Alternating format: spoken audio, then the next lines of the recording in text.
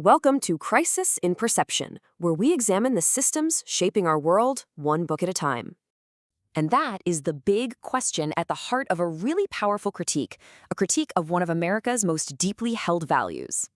So today, we're going to dive into Barbara Ehrenreich's fantastic book, Bright-Sided. It's a work that really pushes back on this idea that positive thinking is always a good thing. Okay, so what's the core argument here? Well, Ehrenreich says that in America, being positive isn't just, a mood. It's actually become this demanding and, frankly, often punishing ideology. I mean, think about it. We're expected to be upbeat and cheerful, right? It's our reputation. But Ehrenreich wants us to ask, what's really going on beneath the surface of that smiling national character? And this is where the book makes a really critical distinction. Look, feeling spontaneously happy, that's one thing. But positive thinking as an ideology, that's a whole different ballgame.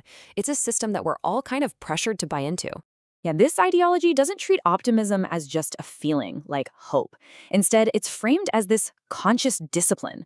It's a mental workout you're required to do if you want to be successful. So, how does a system like this actually work? Well, Ehrenreich argues that it basically forces us to become the thought police for our own minds. You have to constantly be on guard, pushing down any negative thoughts or unpleasant possibilities. It's a kind of deliberate self-deception, really. And it comes from this deep-seated fear that, hey, maybe things won't get better on their own. Now, here's where it gets really interesting. The book gives us this amazing metaphor for how this whole ideology works. Just imagine for a second a bright red warning light on your car's dashboard. It's signaling something's critically wrong, right? Well, the ideology of positive thinking tells us to just cover up that warning light, slap a smiley face sticker over it. Instead of actually fixing the engine, the system tells you to just ignore the problem. And if you're still worried, well, that's a failure of your attitude.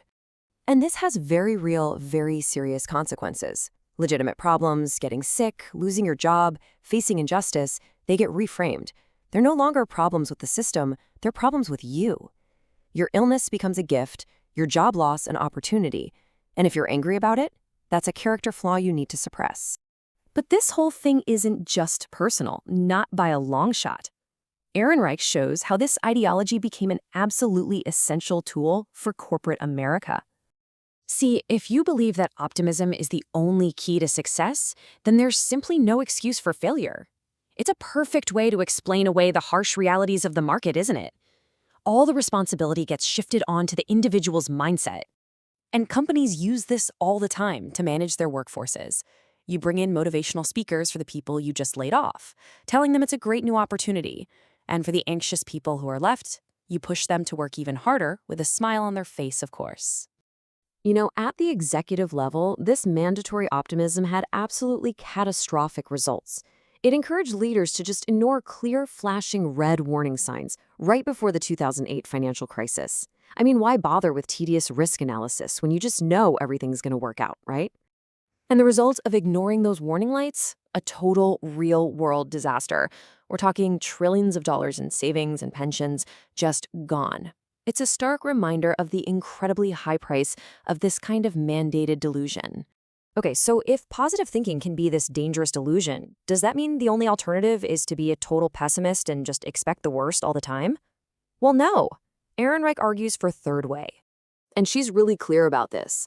The alternative to positive thinking is not despair. It's realism. Being depressively negative is just as distorting as being blindly optimistic. The whole point is to try and see the world as it actually is. So you have these three ways of seeing things. Mandatory optimism demands you ignore danger. Depressive negativity demands you ignore opportunity. But realism requires you to see both, clearly. It's not about being a pessimist. It's about taking your emotions out of the equation so you can make a clear, sober assessment. And when you start thinking this way, you see things differently. Bright-sided really gives us a new lens to understand how positivity can be used as a tool of control. It helps us see why realism gets punished in systems that run on pure belief, and reminds us that just acknowledging a problem is the very first step to actually solving it. Which leaves us with a pretty provocative final thought, doesn't it? In a system that rewards belief above all else, what's the real cost of accountability? How much courage does it take to finally peel off that smiley face sticker and deal with the warning light that's been blinking all along? For the full long-form deep dive into this book and its ideas, follow the link in the description.